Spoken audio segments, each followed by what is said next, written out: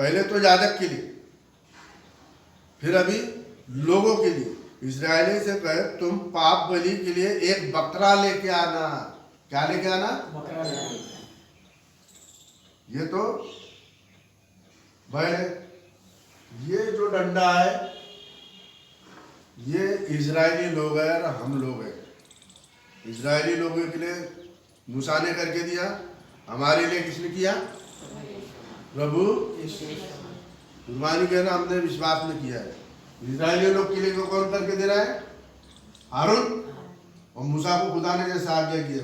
हकीकत में करके जो पढ़ रहा हूँ हकीकत में वहाँ किया जाता था कि नहीं? तो हम लोग क्यों नहीं करते? यहाँ पे किसने करके दिया? हारून। हमको किसने करके दिया? ये कौन सा ये बलिदान है? ये पाप के लिए एक मेंढा, पाप बलि के लिए बकरा। मेंढा नहीं लिखा है, पाप बलि के लिए बकरा। और होम बलि, स्वच्छ बलि, जिसको आप विश्वास करते हैं कि ये मैं पापी हूँ, ये मैं हूँ बकरा, मैं पापी हूँ, मेरे को अभी होम बलि चढ़ाना है, तो मेरे को होम बलि के लिए बैल और मेंढा। अब समझ में आया? खुद के लिए क्या है?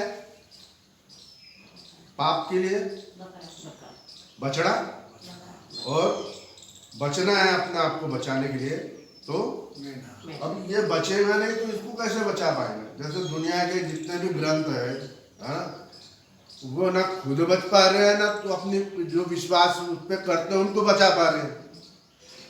यहाँ पे क्या है? इसने अपने आप को बचाया, बचाना जरूरी है ना, तभी तो इसको बचा पाएगा। तो इसको अपने आप को बचाने के लिए क्या किया इसने? बछड़ा, स्वच्छ बलि के लिए, है ना? स्वच्छ बलि नहीं, पाप बलि के लिए। और स्वच्छ बलि के लिए क्या है? जब उसने कबूल किया, एडमिट किया कि अब मैं मेंढे के ऊपर में विश्वास करता हूँ, फुल सबमिशन, कमिटमेंट, सारा आत्मा, धन और सारे चीजों से क्या है? तुम उसकी उपासना करना नहीं, पहले आज्ञा लिखिए, तू सारे मन तन धन से खुदा की उपासना करना। वो है हमारा स्वच्छ बलि, होम बलि जिसको कहते हैं। अपने स्वच्छ इच्छा से आपको विश्वास करना है, और विश्वास क्या करना है? उस कुर्बानी के लिए। ठीक है? तो ये बकरा किसके लिए? हमारे लिए। और हमको, हमारे को स्वच्छ बलि के लिए क्या चढ़ाना है? बैल और मेंढा, होम बलि। ये बकरे का, और ये जो इसका मांस कहाँ जलाया जाता था? बाहर। इनका क्योंकि इसका लहू अंदर जाता था, पर्दे के भीतर लहू लेके जाता था। सबसे पहले बैल का, बछड़े का, है ना? कहाँ लेके जाते थे? साक्षी की वेदी में और प्रायश्चित के ढकने में। ईस्ट सामने से ऐसा छिड़क दो, याजक आएगा तो ऐसे छिड़केगा ना,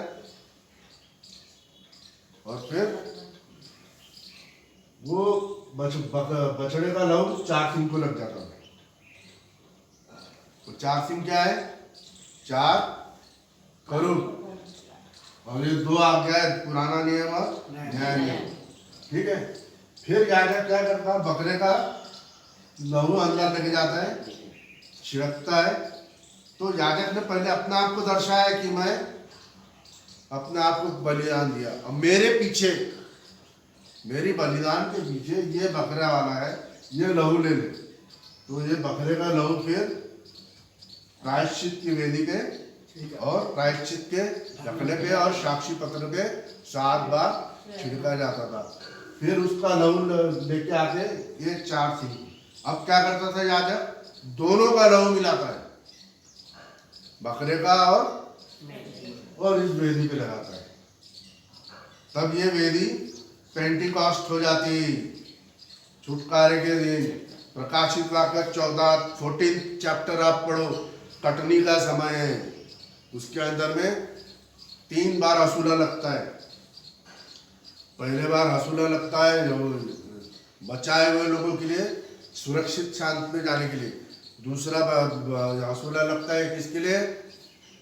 ये क्या बोलते हैं, बेबीलोन के लिए, है ना, मिस्र के लिए। और ये जो रोमन कैथोलिक चर्च है ना, उसके लिए वो बचते नहीं, उनको पस्सी की काट में पिसाया जाता है। फिर तीसरे ने जब हसूला लगाया तो सारे जो थे ना अन्य जाति लोग, जितने भी जो क्रिश्चियन नहीं थे, जितने भी अपने देवी देवता, सबको वो चक्की पे मार के। और पेंटिकॉस्ट का मतलब क्या है? जमा करना, हार्वेस्ट। जब आप कटनी करते तो कंजूस भाई क्या करते आपकी खेती में? जमा करते। हाँ, फिर बोरा बनाते नहीं, जमा करना पता पड़े। जमा करते, उसके बाद क्या करते? बोरा बोरे में भरते कि नहीं, आखिरी में गोदाम में लेके जाते, और एक बोरा आप अपने चर्च में लाके देते दशवांश के रूप में, है ना। वो कटनी बोलते उसको, और वो बार्ली की कटनी महीने में हुआ करती। और जून के पहले हफ्ते में तो अपना चांद का समय देख के, रोटेशन देख के वो सारा खिताब किया जाता है, ठीक है ना। अब मैंने आपको समझाया, अभी आपको पढ़ के दिखाता हूँ। पाप बलि के लिए एक निर्दोष बछड़ा और होम बलि के लिए निर्दोष मेंढा लेके आना, याजक के लिए। पाप बलि के लिए बैल, बछड़ा, और होम बलि के लिए मेंढा। ये मेंढा है और ये डंडा जो है वो बैल है।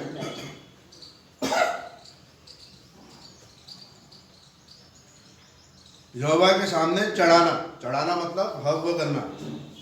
और इजरायली से यह कहे, तुम पाप बलि के लिए एक बकरा, लोगों के लिए, हम लोग है ना, हम लोगों के लिए एक बकरा, बकरा हमारे पाप को दर्शाता है, और बैल याजक के पाप को दर्शाता है। और होम बलि के लिए, जिसमें हम अपना लेते हैं, मान लेते हैं, समर्पण कर लेते हैं, विश्वास कर लेते हैं, उसको कहते हैं होम बलि के लिए एक बछड़ा। क्यों? क्योंकि हमारे पाप को कंधे पे ले लेगा पूरा। और फिर मेंढा, एक निर्दोष जन होना जो ये सारे सामग्री को, कार्यक्रम को वो कर पाए। वो कार्यक्रम कौन करता है? मेंढा। तो हम कैसे बचते हैं? बकरा कैसे बचता? वो होम बलि चढ़ाता बछड़े की और मेंढे की, क्योंकि बछड़ा कंधे पे लेता है, और निर्दोष मेंढा जो है वो अपने बलिदान को चढ़ाता है, तो फिर इसको शुद्ध करता है ना। तब इनका लहू यहाँ लगाया जाता था, और फिर वो पेंटिकॉस्टल की वेदी बनती है ना, छुटकारे की वेदी।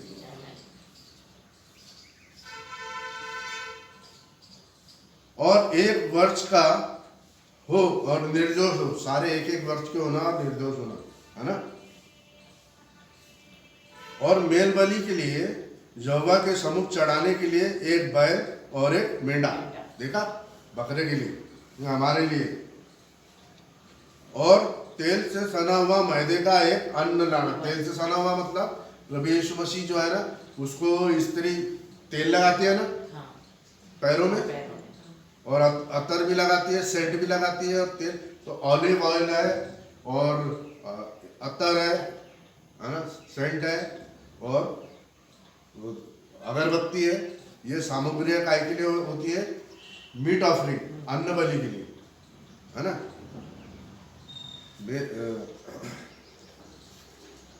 होम बलि और अन्न बलि में फर्क क्या है?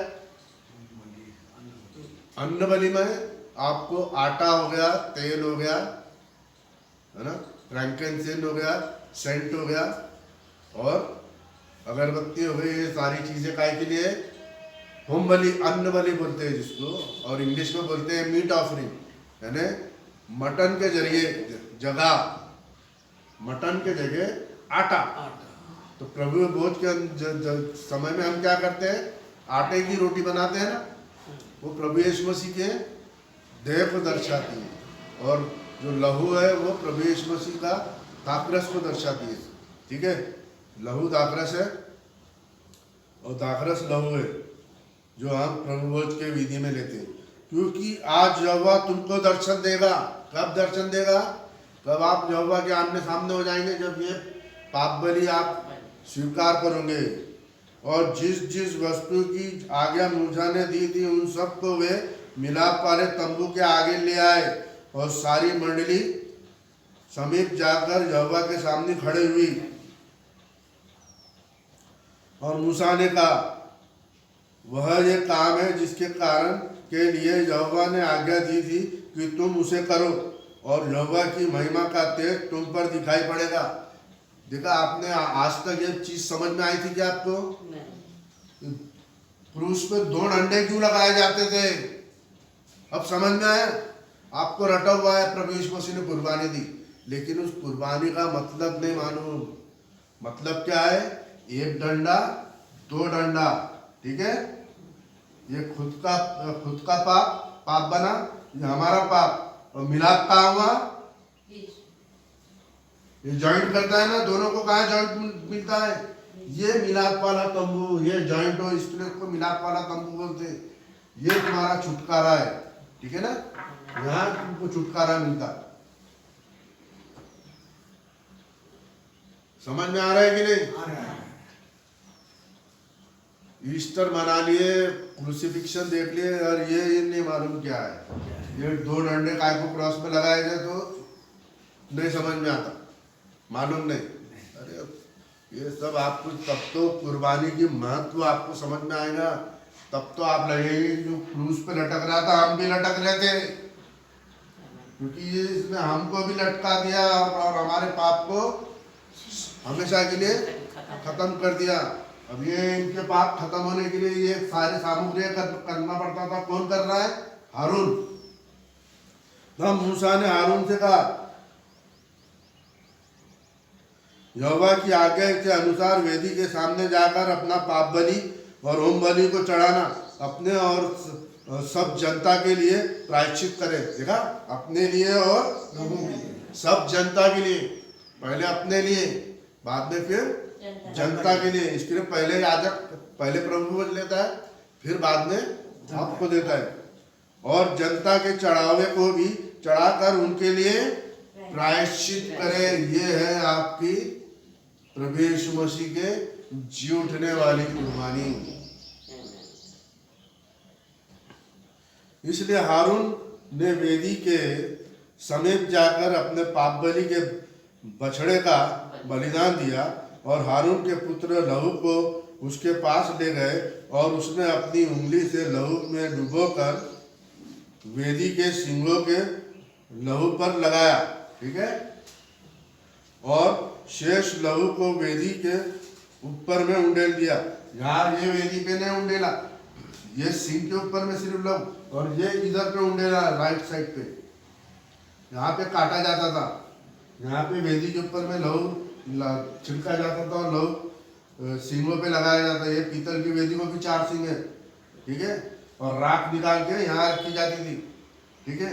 और जो 2 कबूतर को काटा जाता था ना, मुंडी उसकी मोड़ के, क्या होता था उसका मतलब? दया आ रही ना, क्यों इतने नाजुक से बच्चे को तुमने तोड़ दिया?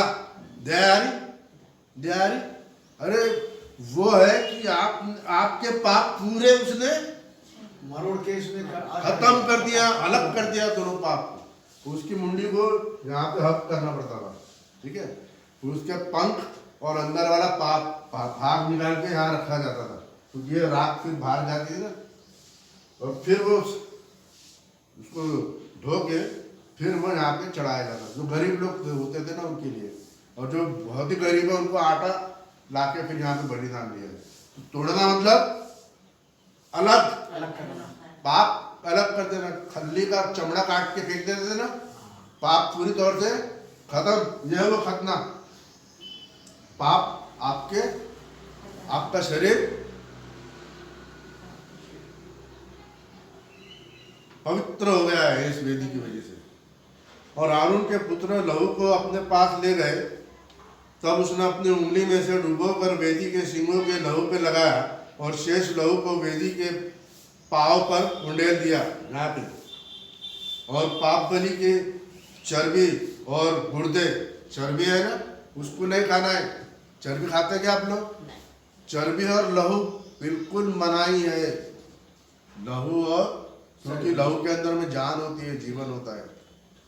तो गुर्दा है ना, लिवर और किडनी, किडनी को गुर्दा किया कहा उसने, किडनी और वो लिवर की जो ऊपर में चर्बी रहती है ना वो, और वेदी पर जलाए। कहाँ पे जलाए?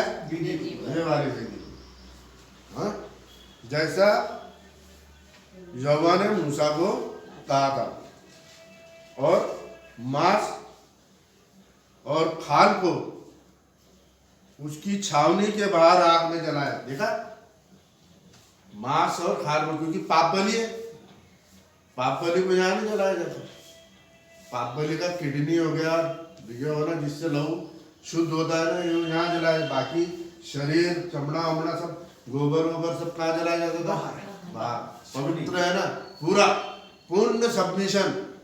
थोड़ा सा है आप बोलेंगे भैया हम थोड़ा सा क्रिश्चियनिटी को मानते हैं, थोड़ा अपने रीति रिवाज मानते, नहीं, कंप्लीट झाड़ू मार के बाहर। हाँ, कंप्लीट आपको अपने खुदावन को समर्पण होना है। आप बोलेंगे हम यहाँ भी रहते, आधा पाव और आधा पाव वहाँ रखेंगे ना, कोई फायदा नहीं। कंप्लीट समर्पण है, कंप्लीट समर्पण, समर्पण, कंप्लीट समर्पण। होम बलि क्या, आप अपने आप को पूर्ण तौर से समर्पण कर सकते हैं। हाँ, कंप्लीट स्वच्छ बलि से। होम बलि का मतलब है अपनी इच्छा से हम अपने आप को समर्पण कर दिए खुदावन, पूरा सरेंडर कर दिए, आपके सिवा हमारे को, और अपनी इच्छा के अनुसार। जबरदस्ती वाला काम नहीं है, जबरदस्ती किए तो पूर्ण समर्पण करना है आपको। ठीक है,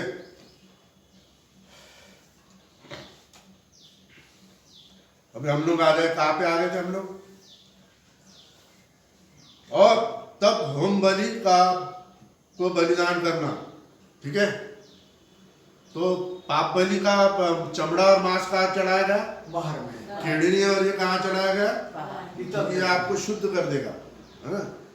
और हारून, अब होम बलि की जो पशु है उसको क्या करना पड़ता? देखो, होम बलि जिसमें आप समर्पण कर देते हैं, पूरा कमिटमेंट कर देते हैं, अपने आप को दे देते हो, और हारून के पुत्र के लहू को उसके हाथों में दिया, और उसने अपनी वेदी पर चारों ओर छिड़का, और उसने होम बलि को टुकड़े टुकड़े करके सिर समेत उसके हाथ में दे दिया, और उसने वेदी पर जला दिया। ये वाली वेदी पे जला दिया। होम बलि कहाँ चढ़ाई जाती थी?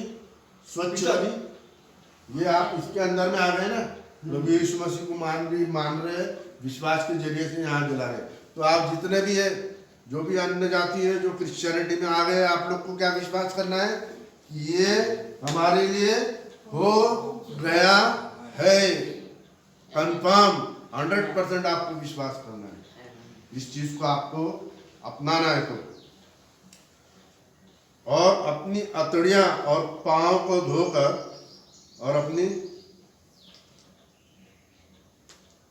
और पांव को धोकर वेदी पर होम बलि करके उसको साफ करना है, और फिर होम बलि में चढ़ाना है। पानी डालते हैं ना, बकरा काटते हैं तो पानी से साफ करते हैं ना, खून वून लगा, फिर उसको वेदी पे चढ़ाया जाता था। तब उसने लोगों के चढ़ावे के आगे लेकर, और उस पाप बलि के बकरे को जो उसके लिए था लेकर उसका बलिदान किया, और पहले के समान उसने भी पाप बलि करके चढ़ाया, और उसने होम बलि के भी समीप ले जाकर विधि के अनुसार चढ़ाया, और अन्न बलि को भी समीप ले जाकर उसने उसकी मुट्ठी भर वेदी पर जलाया। ये उस भोर को होम बलि के अलावा चढ़ाया जाए। रात भर उसको जलाना पड़ता था, आग को बुझने नहीं देना पड़ता था। पीतल की वेदी के अंदर में जो आग बती थी। बैल और मेंढा अर्थात जो मेल बलि जनता के लिए थे, वे भी बलि किए जाए, और हारून के पुत्र ने लहू को उसके हाथ में दिया, और उसने उनको वेदी पे चारों ओर छिड़क दिया, और उन्होंने बैल की चर्बी को और मेंढे में से मोटी पूंछ को और उसकी चर्बी से अतड़ियाँ ढापी रहती थी उसको और गुर्दा सहित कलेजे पर भी झिल्ली को उसके हाथ में दिया और उन्होंने चर्बी को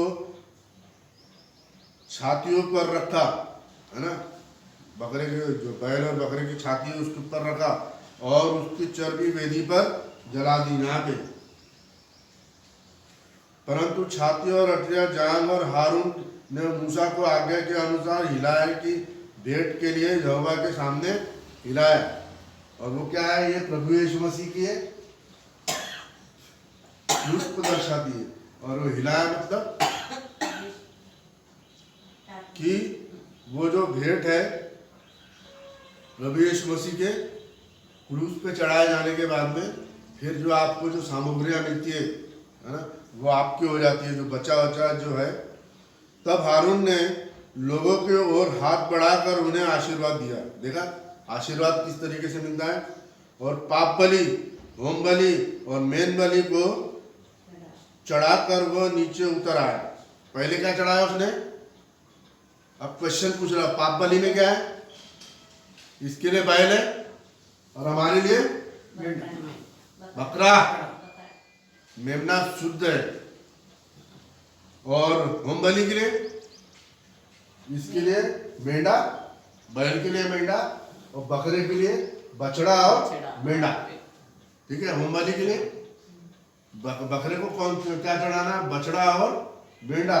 और इसको क्या चढ़ाना है? सिर्फ मेंढा, क्योंकि ये बैल खुद ही हमारे कुछ संभालने वाला कोई होना ना, इसको संभालने वाला होना क्या, ये खुद ही संभाल लेता सब कुछ। इसके लिए वो बैल के कंधे के ऊपर में रखा है, सब संभाल लेता। हमारे को संभालने के लिए, होम बलि के लिए हमको बैल होना, इसके लिए हमको प्रभु यीशु मसीह को मानना है ना, और ये मानना है कि वो निर्दोष है और हमारे लिए पाप बना।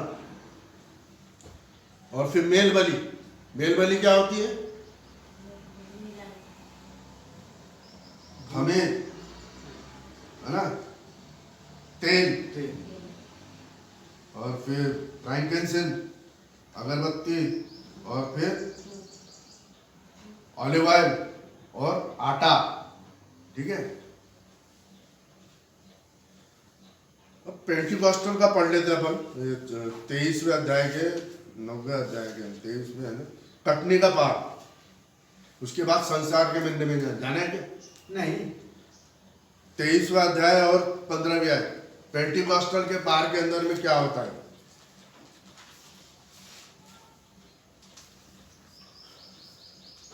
फिर उस विश्राम के दूसरे दिन से, ये विश्राम दिन होता है ना, सैटरडे,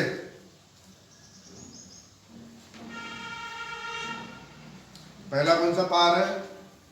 फसह का पार। ये हो गया हमारा, जो मैंने आपको सामग्री समझाया है ना। फसह के पार के अंदर में क्या क्या होता था? बैल भी आ गया, मेंढा भी आ गया, बकरा भी आ गया, 3 चीजों का है ना, कबूतर भी आ गया। चारों चीजें जो है वो हमारे पार क्या है? फसह का पार। फिर दूसरा क्या है? अखमीरी रोटी का पार 7 दिन। और पेंटिकॉस्ट का पार कहाँ से गिनना है? संडे से गिनना है। खमीरी रोटी के पार के दूसरे दिन शाम से गिनना है 49 डेज। और 49 डे की शाम से लेके 50वें दिन की सुबह तक पेंटिकॉस्टल का पार मनाया जाता था। तो पेंटिकॉस्टल का पार जो है वो छुटकारे का पार है। काय का पार है? जब आप खेत को काटते हैं, तब जब 14वें अध्याय में असूला लग गया और लोगों को खुदा ने अपने पास जमा कर लिया, बाकी रिजेक्टेड लॉट को उसने चक्की पे पीट के दाखरस के समान रोन डाला। इसके लिए यशाया नबी की किताब में भी लिखा है ना, एदोम नाम बारी से झूमता हुआ दाख रोंदे हुए, है ना, खत्म करते हुए, पाप को खत्म करते हुए, लहू लुहान होते हुए, और तेरे कपड़े क्यों लाल है, तेरा पहरावा क्यों है, और आपकी चाल के अंदर में क्यों ऐसा खुश मतवाली ताकत वाली सार है? वो क्या है? प्रभु यीशु मसीह का मर के जी उठने वाला, जिसने उसने दाग से रौन के पाप को हमेशा के लिए खत्म खत्म कर दिया और नए नियम के अंदर में ना, ये आपका नया दस्तावेज है, नया नियम।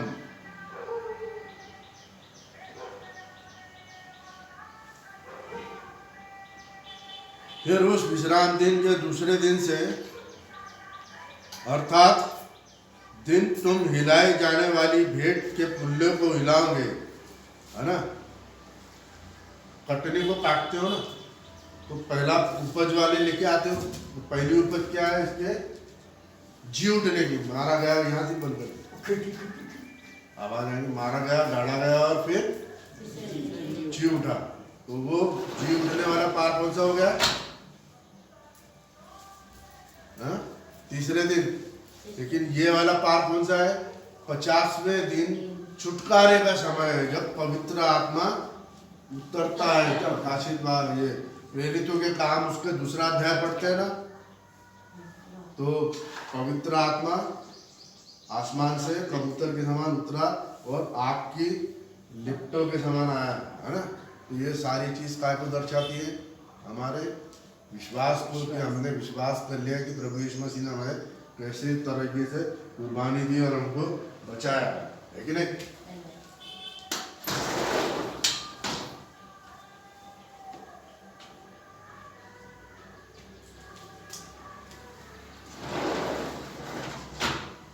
बंद किया तो आवाज नहीं आ रही है ना, सॉरी, आवाज जो आ रही थी उसको हमने कंट्रोल किए थे आवाज को।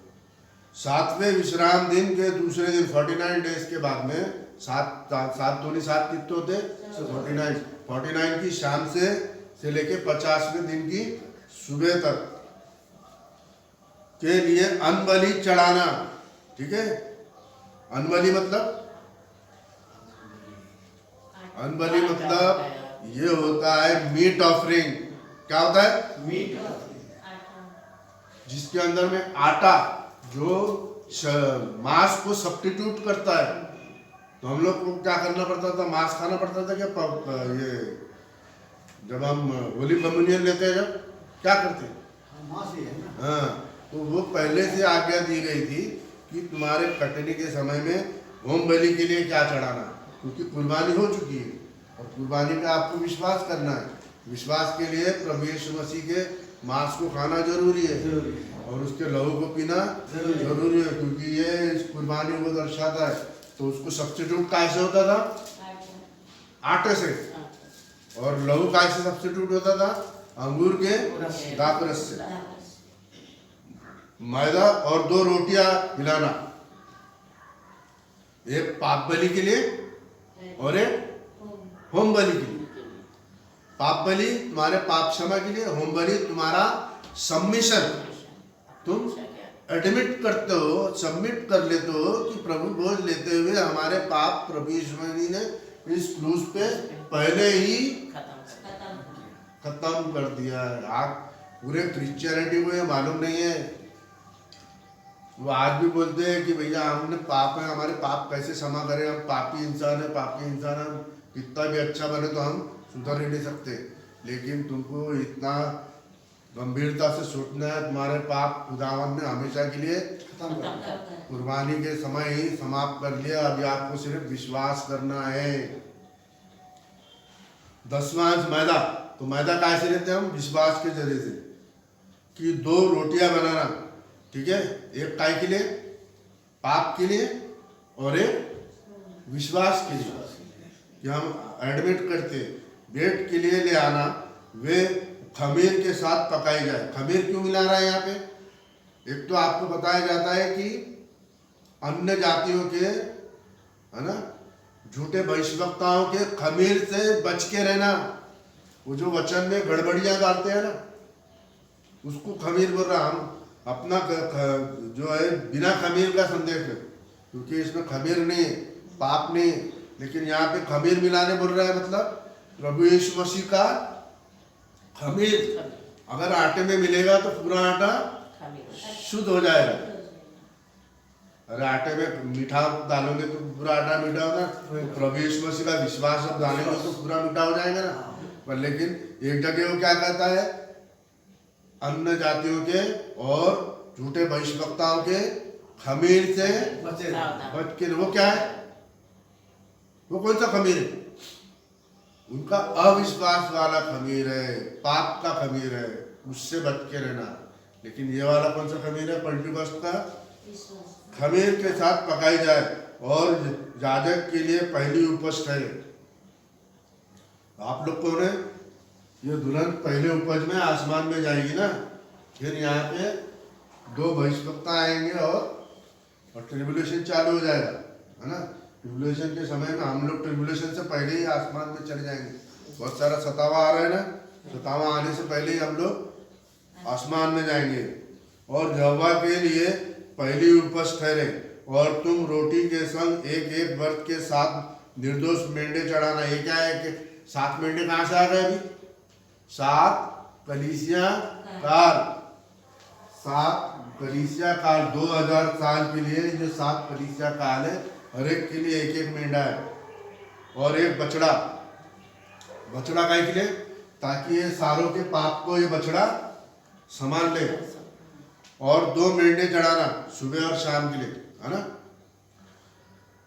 और अपने साथ के अनबली और अधर्म समेत और अर्ध, यहाँ क्या लिखा है, और अपने साथ के अनबली और अर्ध समेत यहोवा के लिए होम बलि के समान चढ़ाए जाए, अर्थात वे यहोवा के लिए सुखदायक सुगंध दे वाला हव्य ठहरे। फिर पाप बलि के लिए 1 बकरा और मेल बलि के लिए 1 वर्ष के 2 मेंढे के बछड़े चढ़ाना। तब याजक उनको पहली उपज की रोटी समेत यहोवा के सामने हिलाए कि भेंट के लिए हिलाए, और इन रोटियों के संग वे 2 भेड़ के बच्चे भी हिलाए जाए। वो यहोवा के लिए पवित्र और याजक का भाग ठहरे। और तुम उसी दिन यह प्रचार करना कि आज हमारे लिए पवित्र सभा हुई है और परमेश्वर का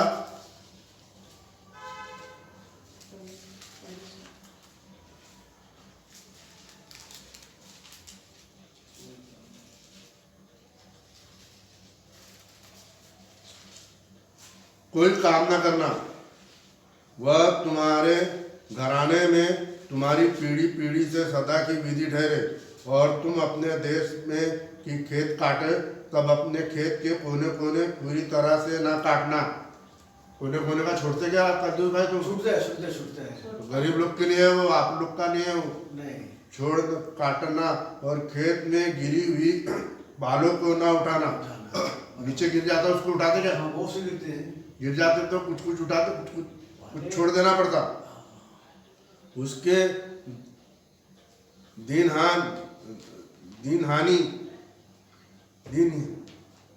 और उसे दीनहीन और परदेसी के लिए छोड़ देना। और तुम्हारा परमेश्वर यहोवा ये कहता है ना तुम्हारे लिए। अब हम लोग संस्कार के मेंढे को लिख लेंगे। मैं आपको अभी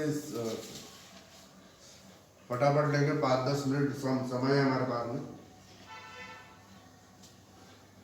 यहोवा ने मूसा से कहा, तू आरोन से कहे कि उसके पुत्र के वस्त्र और अभिषेक के तेल, खिड़की खोल देना, और पाप बलि के बछड़े और 2 मेंढे और अखमीरी रोटी की टोकरी को मिलाप वाले तंबू के द्वार पे ले आ, और वही सारी मंडली को इकट्ठा करना। ये मंडली के सामने, पर्दे के सामने खड़ा करना। यहोवा की ये आज्ञा के अनुसार, यहोवा की इस आज्ञा के अनुसार मूसा ने किया, और मंडली मिलाप वाले तंबू के द्वार पर इकट्ठा हुई। तब मूसा ने मंडली से कहा, जो काम करने की आज्ञा यहोवा ने दी है वो ये है। फिर मूसा ने हारून और उसके पुत्र को समीप ले जाकर जल से नहलाया। कैसे जलाया, जल से नहलाया।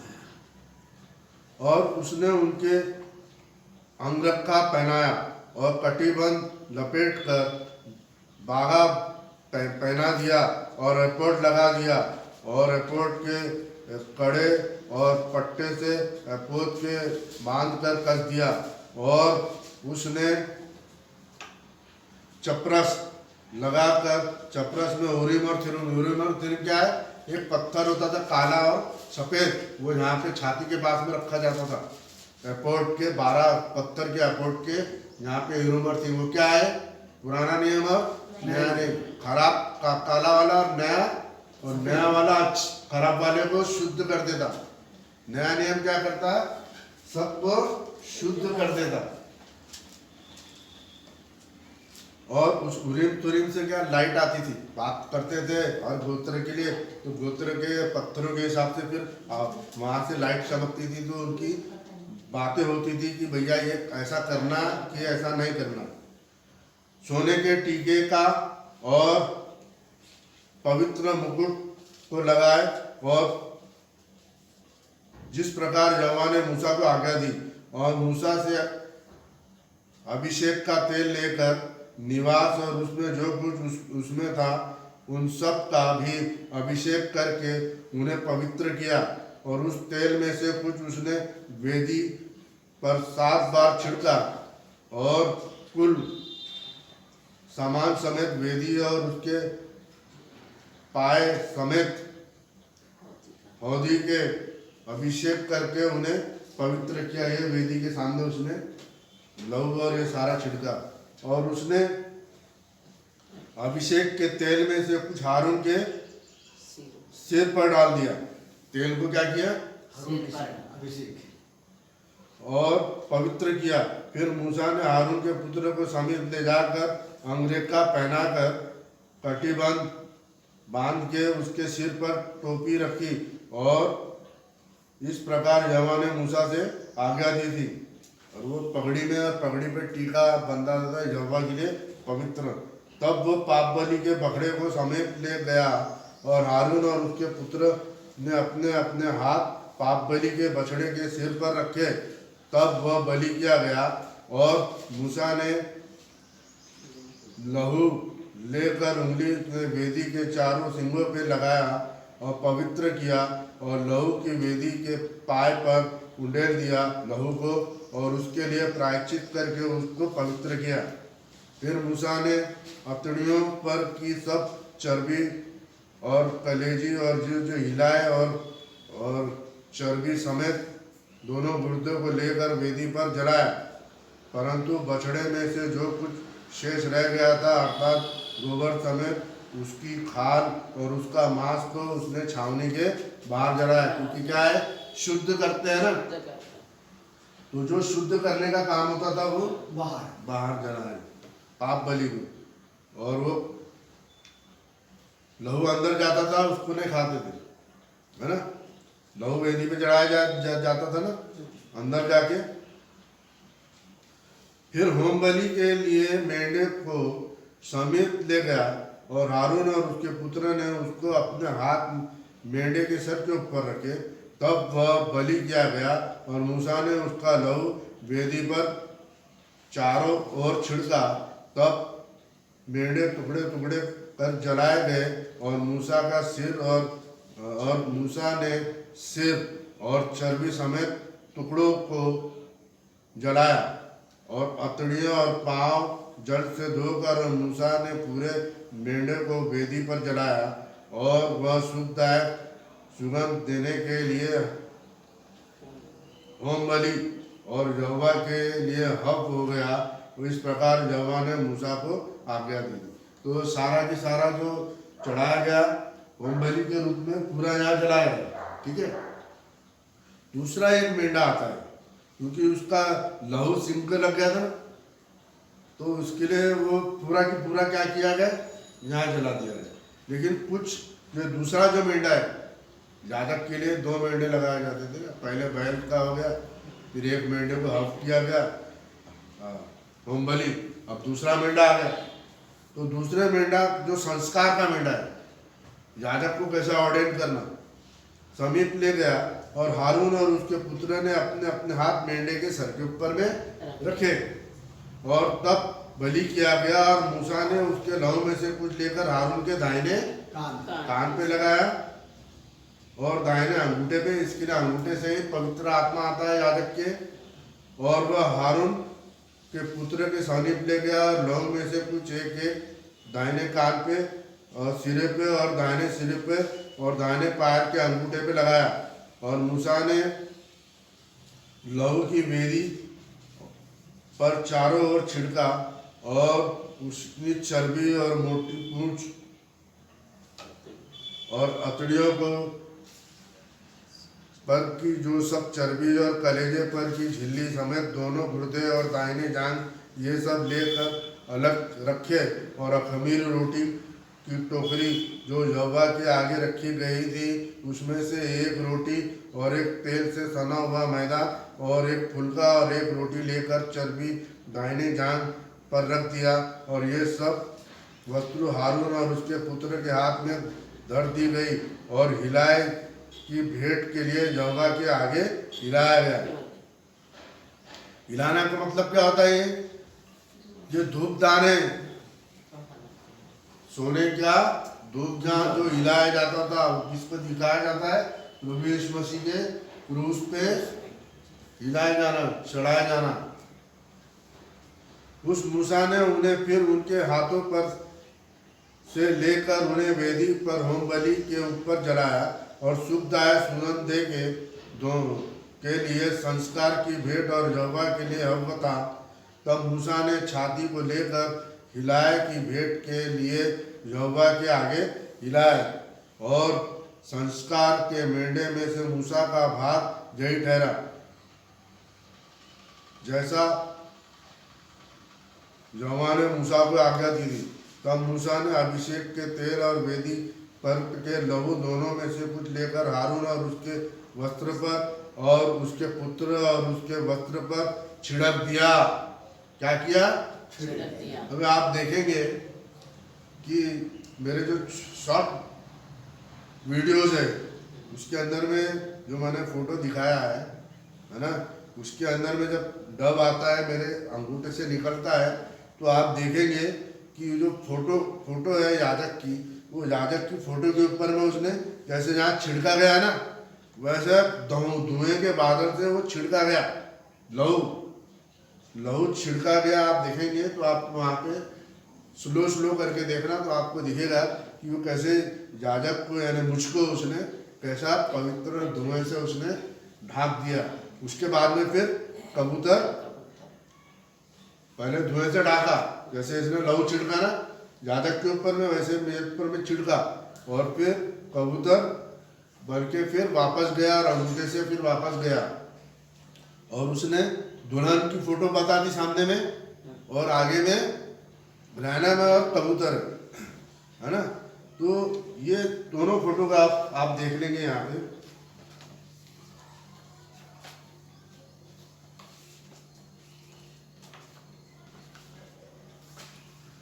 ये आप देखेंगे ये मेरा संस्कार कैसे हुआ।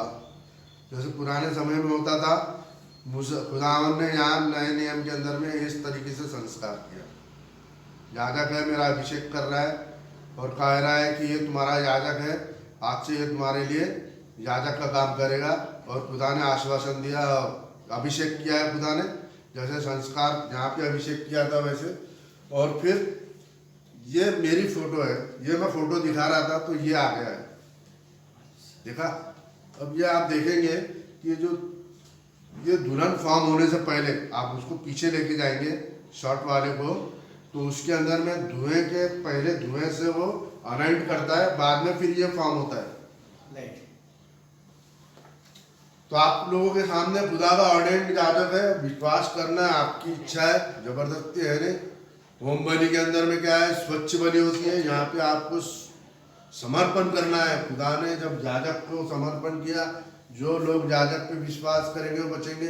आगे खुदा ने, और ये सन 2000 का है, 2000 से मेरा अभिषेक हुआ और 2023 से मैं यूट्यूब में संदेश दे रहा हूँ। आज 70 के ऊपर 75 के करीब मैंने आप लोगों को ऑनलाइन संदेश दे दिया हूँ। तो ये सारी चीज़ें मैं आपको खुलासा करके बताने की कोशिश कर रहा हूँ।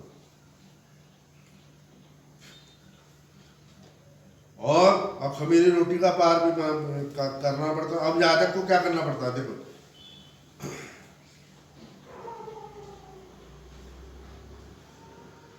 फिर मूसा ने अभिषेक का तेल और वेदी के ऊपर में लहू, जो धुआं है वो तेल है, छिड़का।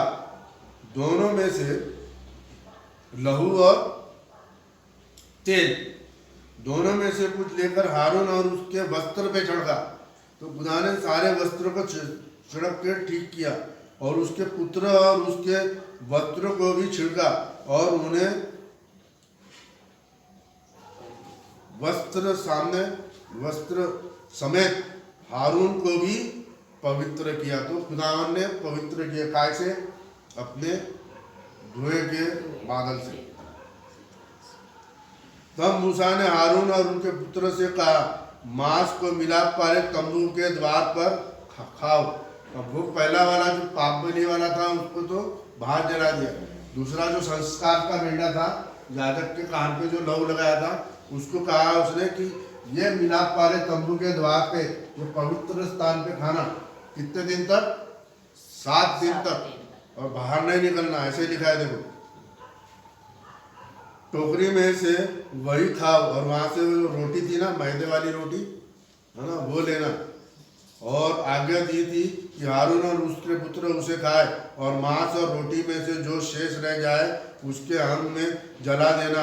और जब तक तुम्हारा संस्कार के दिन पूरे ना हो जाए तब तक, अर्थात 7 दिन तक मिलाप वाले तंबू के द्वार के बाहर ना जाना। ये द्वार के बाहर नहीं जाना, क्योंकि वह 7 दिन तक तुम्हारा संस्कार करता रहेगा।